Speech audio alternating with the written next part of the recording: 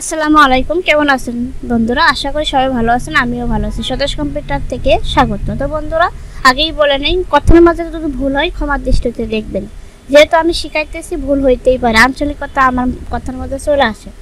তো বন্ধুরা, চলেন কাজটা শুরু করি। তো প্রথমে দেখেন, এই লেখাটা ব্লক করেন। এখানে একটা মিনি মানে ছোট্ট মেনু চলে আসবে। এখানে দেখেন, অনেক সময় কাজ করতে গেলেই ছোট্ট মেনু বারবার আসার কারণেই কাজের সমস্যা হয়। তো এটা আমি রাখবো না বন্ধুরা, খেয়াল করেন, এটা আমি রাখবো না।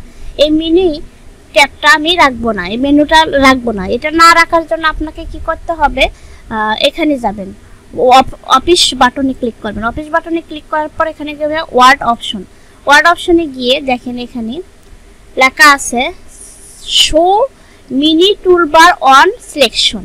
বুঝতে পারছেন? এখানে এই টিক চিহ্নটা উঠা দিয়ে ওকে করেন। দেখেন, এখন আপনি ব্লক করেন, যাই করেন না কেন, এই মিনি বারটা আসে না। বুঝতে পারছেন? মিনি টুল বারটা আসে না।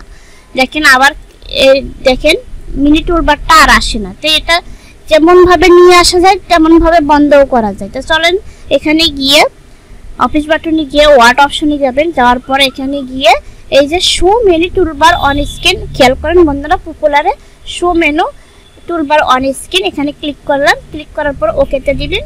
দেওয়ার পরে দেখেন বন্ধুরা, আবার কিন্তু চলে যাচ্ছে। দেখছেন? আবার কিন্তু এই যে চলে যাচ্ছে। বন্ধুরা, মানে কোনো কাজই অকাজ না, সব কাজই কাজ মনে করতে হবে। বুঝতে পারছেন বন্ধুরা? তো ভিডিওটি ভালো লাগলে অবশ্যই সাবস্ক্রাইব করবেন। আর আমার ইউটিউব চ্যানেলে সুন্দর সুন্দর ভিডিও দেওয়া আছে আপনাদের জন্য, শুধুমাত্র আপনাদের জন্য। আপনারা দেখবেন এবং আশা করি আপনাদের কাজে দিবে। বন্ধুরা, ভালো থাকেন।